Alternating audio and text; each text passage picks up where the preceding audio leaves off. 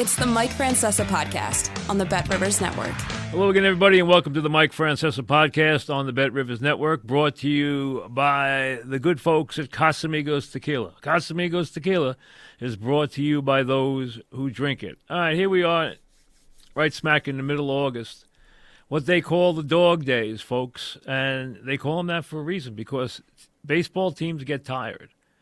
And these are the days where bullpens get stretched and worn. Starting pitches start to hit a wall. And even guys who have played every day start to long for those September days that are going to be cooler. And then they realize as the games intensify that you get a little stretching point. You can hit a skid here, as the Mets have. We'll get to that in a minute. But right now, when you look at it, this goes on pretty much to Labor Day.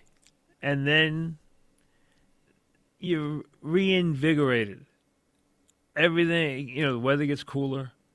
And now you see the finish line. And it's a stretch drive, and there's intensity, and there is, a lot of incentive and a lot of excitement. And you don't have to worry about those tired feelings anymore. So teams go through this in the dead days of August, especially when you travel. And when you travel west as an East Coast team, it's always dangerous. The Mets found that out as they went and ran into some hot pitching in Seattle. They get outscored 22-1. They can't score at all. They get a McNeil home run, the only score they get in 3 games. They get bopped 3 straight times, and now they come home and fans are jumping ship. See, fans don't believe in the Mets, so they're quick to jump ship anyway. Right now, the only thing that's happened that is bad for them is the fact that they have allowed those teams behind them right back into the wild card hunt. If you notice, what's happened with this 4-6 trip, including those 3 very tough games to take in Seattle, the Mets have let Arizona and San Diego, who continue to play red-hot baseball, to jump up and open big leads. They're both 4 games in front in the wild card. It's the Mets in Atlanta right now. Atlanta has a 1-game lead in the loss column. They're struggling. They're beat up. They're just trying to figure out how to get through the next day with this team. And that's the team the Mets are chasing with St. Louis and San Francisco. And watch the Giants nipping at their heels. Now only a game and a half behind. So you have teams chasing. You're still in a dead chase. And the Mets need to come home and get healthy quickly against the Athletics and the Marlins. The last 3 games of this homestand will be the Orioles, which won't be easy. And then they go west, which I've talked about in the past. But think about it now. They go west. Not easy to do in late August. They go west for the second time in a couple of weeks. Never something that you want to have back-to-back West Coast trips. And they're going to see San Diego for 4 and Arizona for 3 on that trip. The 2 hottest teams in the league. And 2 teams that are looking to continue to put distance between themselves and anybody getting close in the wild card hunt. San Diego's thinking division right now. All right, we'll see how that works out. Arizona is thinking big things. Both teams playing very, very well, and the Mets will see both after this homestand against the A's, the Marlins, and then the Orioles. The problem for the Mets is this team which was scoring. We know the bullpen's always been a problem. It's always going to be a problem because they're in it every night and they don't have enough people to cover it. And when you get games where you can't use Diaz, all of a sudden the bullpen is hurting even more.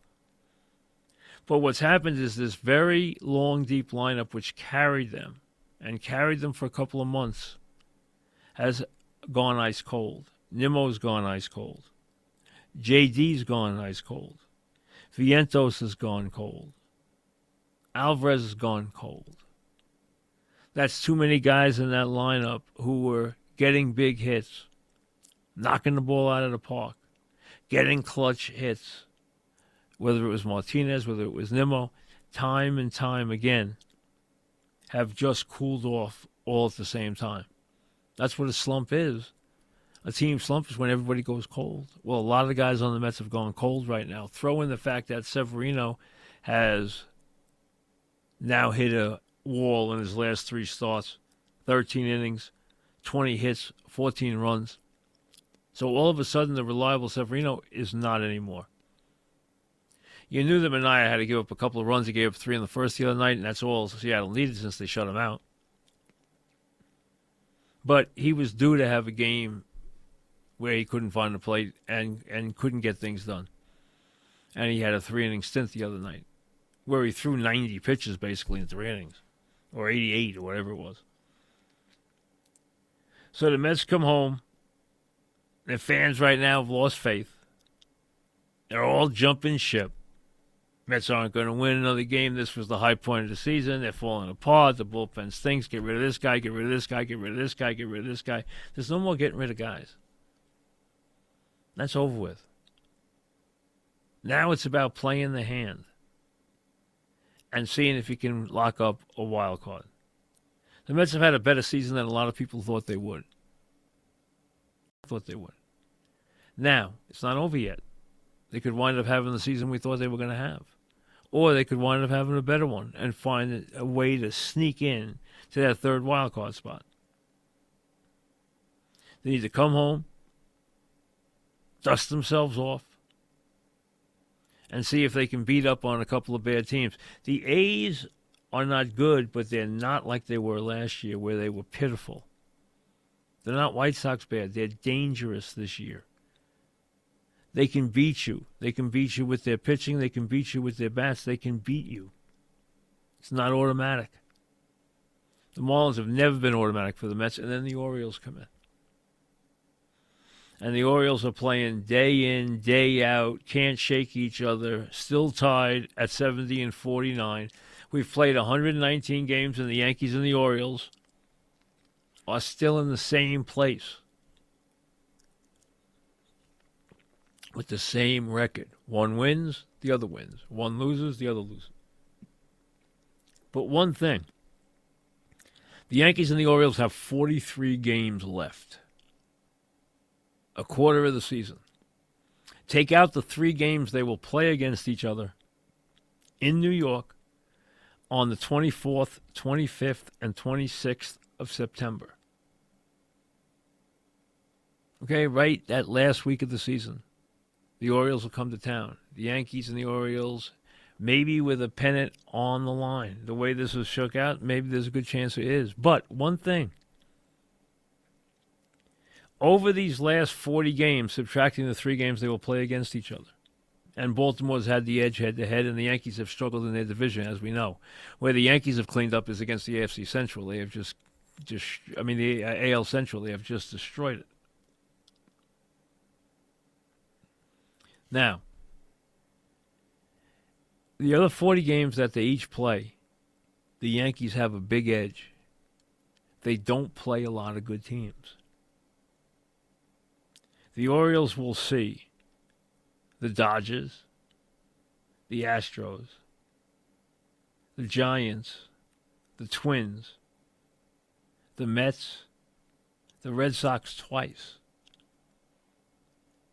The Yankees will only see Cleveland, the Royals, the Red Sox, and the Mariners. That's it. So the Orioles will have 3 series more against winning teams. Now the Yankees can play a couple of teams that they play the Cardinals. The O's will play the Rays. Teams that have been flirting with 500 all year, game above, game below, game above, 2 above. The Cubs, the Yanks will play. Again, a team right there. Pirates are that kind of team too. Teams that are flirting with 500, but the O's will see the Dodgers. They'll see the Astros. They'll see the Red Sox twice. They'll see the Giants. They'll see the Twins. And they'll see what is a desperate Met team. So they will play a far tougher schedule. Now, it doesn't mean anything. The Yankees will play easier teams, but that doesn't mean they're going to beat them. Maybe they will. But we'll see how they fare against the Tigers and the Rockies and the Nationals and the Rangers again and the Cardinals and the Cubs. But the Bombers have the easiest schedule over those 40 games, no question. Is that a big enough advantage? Who knows? We'll see. These teams can't seem to shake each other, and it looks like it might come down to those 3 games in late September at Yankee Stadium. And the Yankees have to prove they can be dominant again at Yankee Stadium. As a matter of fact, they have to prove they can win again at Yankee Stadium. It's been very tough. Now, you saw it again yesterday as Judge and Soto continue to put on this barrage. 2 homers for Soto, another homer for Judge. Nobody gets Judge out. Right now, Soto's 30 homers, 82 RBIs, and a 304 batting average. Tremendous season. In most years, an MVP season. Problem is his teammates got 42 homers, 106 RBIs, and a 328 batting average. An amazing season. And, we talked Mantle and Maris. Those halcyon days of 61, which are storied. And you can go put the Crystal movie in and go back and live a Pollyanna version of the 61 season. Maris hit 61 homers and knocked in 141 runs. Hit 269. Mantle, who abscessed his hip late in the season, hit 54 homers, had 128 runs batted in, and a 317 batting average, and offered Maris incredible protection. Maris went that entire season while hitting 61 homers and not being intentionally passed once because he had the great Mickey Mantle behind him. So everyone holds that up. You can go back to Ruth and Gehrig pick a year. Everyone wants to use 27, but the numbers they put up are so mind-boggling you can't go back there. Gehrig, 47, 173, 373. I mean, come on. Ruth, 60, 165, 356. I mean, a different game, a different world, but the numbers staggering. The only year I can remember in modern times, A-Rod had some big years with the Yankees, but there wasn't a guy who had the other year that would do what the Soto role is this year.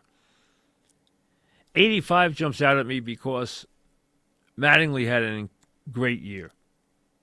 48 doubles, 35 homers, 145 RBIs, 324 batting average. A brilliant season.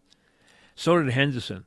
Ricky Henderson played 143 games. He scored 146 runs. Do you realize how incredible that is? I think he stole 80 bases, if I remember right. But Ricky, who had power and speed and was amazing at getting on base, 24 homers himself, leading off, 72 RBIs, 146 runs scored.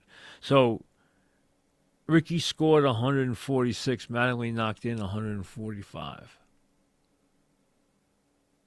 Yes, he knocked Ricky in all the time.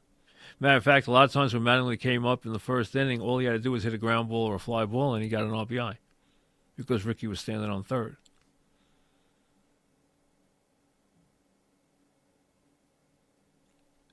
They were very different. It wasn't slugger, despite Ricky's 24 homers.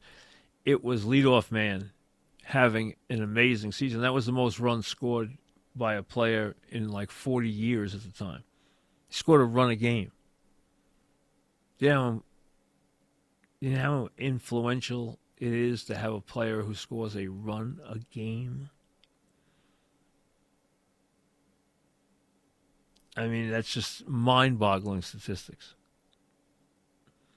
But what Soto and Judge has done this year is Mantle and Maris like. I don't want to say it's Ruth and Gehrig-like because, like I said, different numbers from a day gone by. But these guys are, I mean, Judge is on his way to a 50 home run season. Soto's on his way to a 40 home run season. Judge is on his way to another MVP. Soto's on his way to $500 million or more.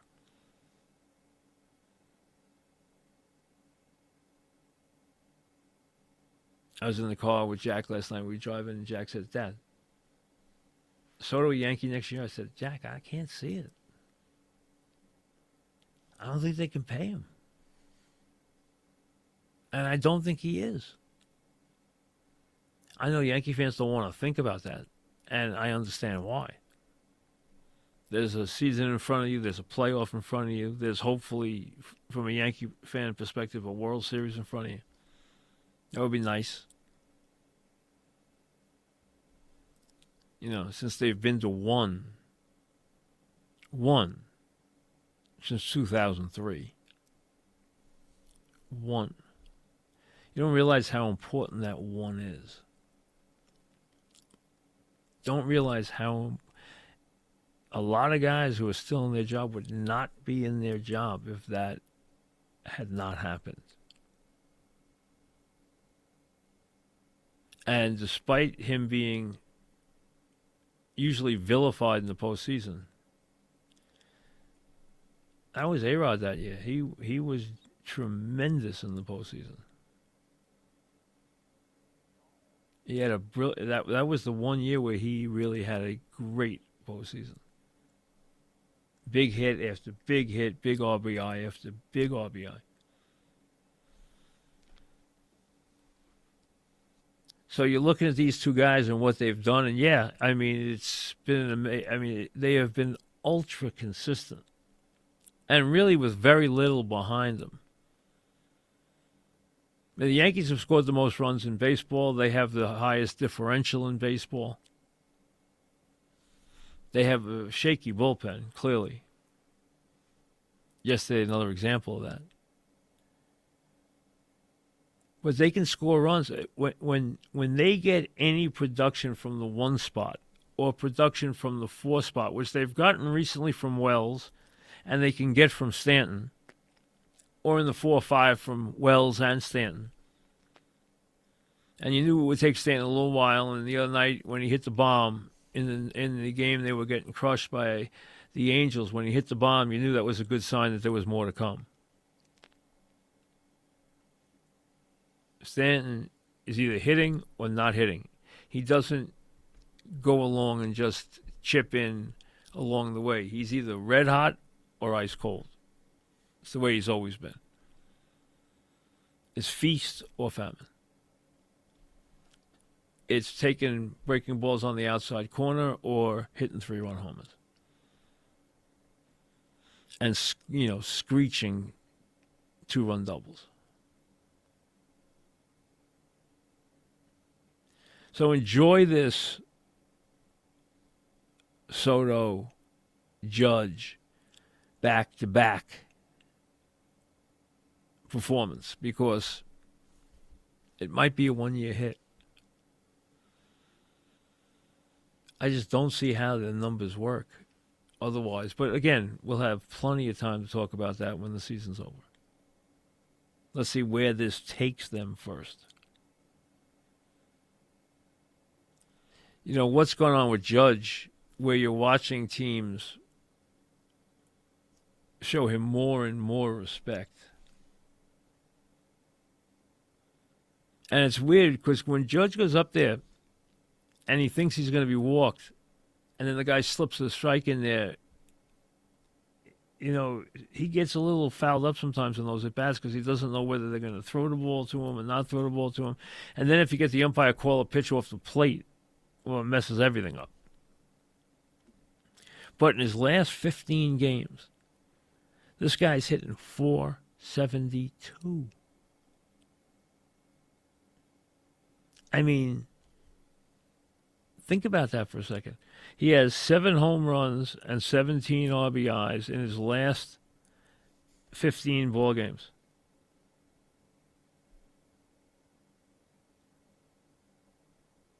That is unbelievable. I mean, that is really amazing. 17 and 7. Really remarkable. And he doesn't get that many pitches to hit. Sometimes he gets 1 or 2 pitches to hit a game. I mean, they are now pitching around him with regularity. But this guy's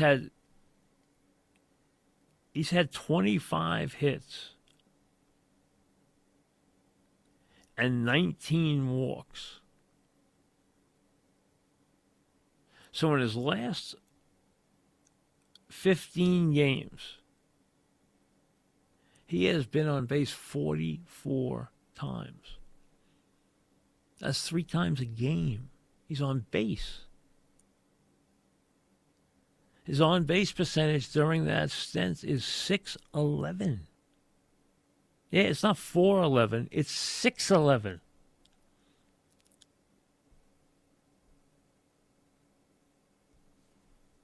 Ridiculous. It really is. As somebody said to me, it's almost like they don't get him out anymore.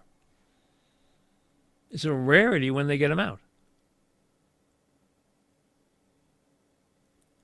And Soto has so few at bats when he's not either on the ball, fouling the ball off, getting a 3-2 count. I mean, it's almost like every at bat. There's no giveaway at bats with this guy. And I think it's going to be fascinating to watch him in the postseason where, you take every at bat and you ring it out. And most players don't stand up to that kind of scrutiny, but Soto is going to be so interesting to watch in those spots because it is so hard to beat him if you're a pitcher. If it's 2 inches off the plate, he's not going to swing at it. And, lefties don't bother him. And the quality of each at bat is something that's remarkable. So watching those two this year, enjoy it. You're not going to see it very often. There's not going to be many years you experience that kind of, 1-2 punch in a lineup. And a lot of the season, that lineup around them that has done nothing. And they still have the most runs scored, and they still have the best run differential in the sport. Even though they haven't played really good baseball in a long time. They still haven't played really good baseball. Where you say, this team's cooking. They hit long ball. But they also give up a lot out of the bullpen. I mean, the game's not over with them. It's just not. Even if they have a 3 or 4 or 5 run lead. And that's a problem. That's a distinct problem. And I've told you about that from the beginning of the season. That I didn't trust this bullpen. And I wasn't trying to be overly critical of Holmes. I just don't think he is a classic closer. He's a good pitcher, but he's not a classic closer. And that is something that can come back to really bite you. And this team has had trouble closing games. They have not been good in one-run games. They have not been good in extra inning games. Because they're not a good situational team.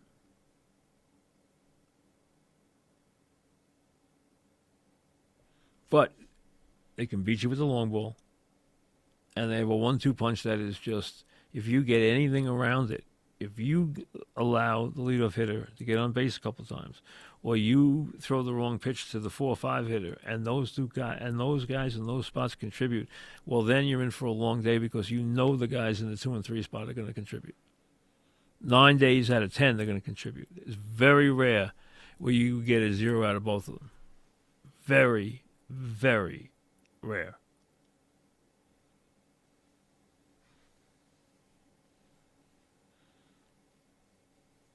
Now, we got week 1 down in the NFL, and it's funny. See, people wait for football to come back so much that when it comes back, they're dying to jump in and make something important out of what they saw in preseason. If you watch those preseason games where you have nobody playing, and if they are playing, they're in for a cameo. I mean, just the overwhelming praise that Williams got at quarterback for the Bears for what he did. He led 2 field goal drives. Oh, could you believe the instincts, the imagination, the this, the that? Hey, let's see some football, okay? Let's see him let him loose. And if they let him loose, you know what he's going to do? He's going to do what all rookie quarterbacks do. He's going to do some really good things. All rookie quarterbacks who have talent. And this guy's got talent. There's no question about that. But he's going to throw picks. He's going to get his team beat. And he's going to make plays. And he's going to get better. And he's going to get better. And some of the stuff you see from him, you can't teach. I'll be the first to agree with that. But the amount of praise he received for what went on in that game was almost comical. Because that's how crazy they are to analyze anything that happens in these games, even though nobody's playing. You don't even know 2 of the guys who are on defense that he's playing against. And, most of these games, these guys aren't playing at all. You don't want to put these guys on the field. I mean, and if you're going to see them, you're going to see them for a cameo. They'll get 8 plays and they're out. I mean, the Jets are, still debating whether or not Rodgers should see any action in the preseason. I would say once you have that debate, it's over. Don't play him. Because you're already going in with such trepidation that it's not the way you do this. You either play him and you don't even make it an issue, but if you're going to sit there and hem and haw about whether he should actually see real live action, you're asking for it. Do not even go there. There's no reason to go there. Make sure the offensive line gets out there as a core, gets out there and takes some snaps together, fine. You know what? I don't need to see Brees Hall play in the preseason. I don't need to see Aaron Rodgers play in the preseason. I don't need to see Daniel Jones play in the preseason. You don't need to see any of these guys play in the preseason. Some will, some won't. That's fine. But you don't need that to be ready. They're going to be ready. And let's be honest. For years now, teams have rounded into shape in the first 2 and 3 weeks of the NFL season. That's why the first couple of weeks of the NFL season is always very sloppy. Because they don't go about preseason like they used to. First of all, remember, you're now down to 3 preseason games and nobody plays in them. In the old days, they used to play 6. Do you realize, if you're old enough to remember it, they used to play 6 preseason games. Then they cut it to 4. And always the 4th game was for also-rans, for the guys who were going to get cut. And the 3rd game was the dress rehearsal. And it's still that way, but now it's really just some teams don't even have a dress rehearsal, and some teams might play a guy for a quarter. But The third game used to be the dress rehearsal in the 4-game setup. Now you have 3 games. And now you have all this hemming and hawing about whether, should I, shouldn't he, should he. I mean, once you have that conversation, stop. Don't even think about putting them in there. Just get ready for week 1.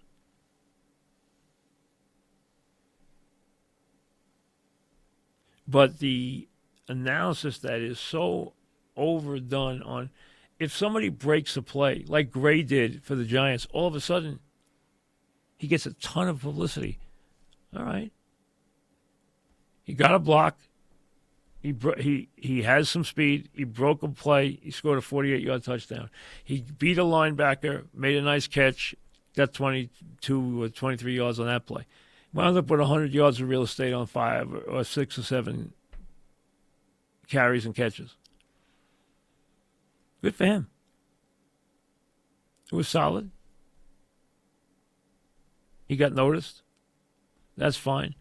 But, again, you got to take the level of competition into account. And people want to just make extreme decisions off what they see in this very limited action because they have nothing else to do with the preseason.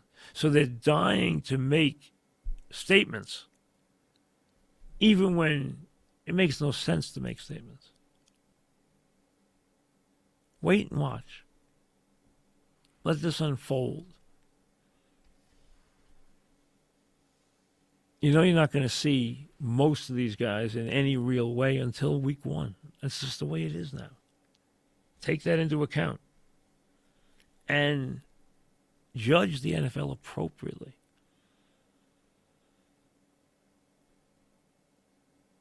Boy, those NFL owners are smiling now. I happened to see Kraft I was playing golf out on the island yesterday with my wife and some friends, and I happened to see Kraft. He was at the same golf course. And those guys were smiling, man, because they were looking down the barrel at each team getting beat for a bunch of money and treble damages at $14.1 billion on that DirecTV deal, which the lawyers swooped in on the appeal and are now superheroes because they didn't get it shut down. They got it basically stamped, just stomped on. Rarely do you ever see a reversal as adamant as that one. That was a huge victory. And you know, one thing NFL owners hate more than losing is having somebody in their back pocket. And that was to the tune of $14 billion, which is about $500 million a team. $500 million a team. You wonder why they're all smiles. We'll see you later. Thanks for listening to the Mike Francesa podcast on the Bet Rivers Network.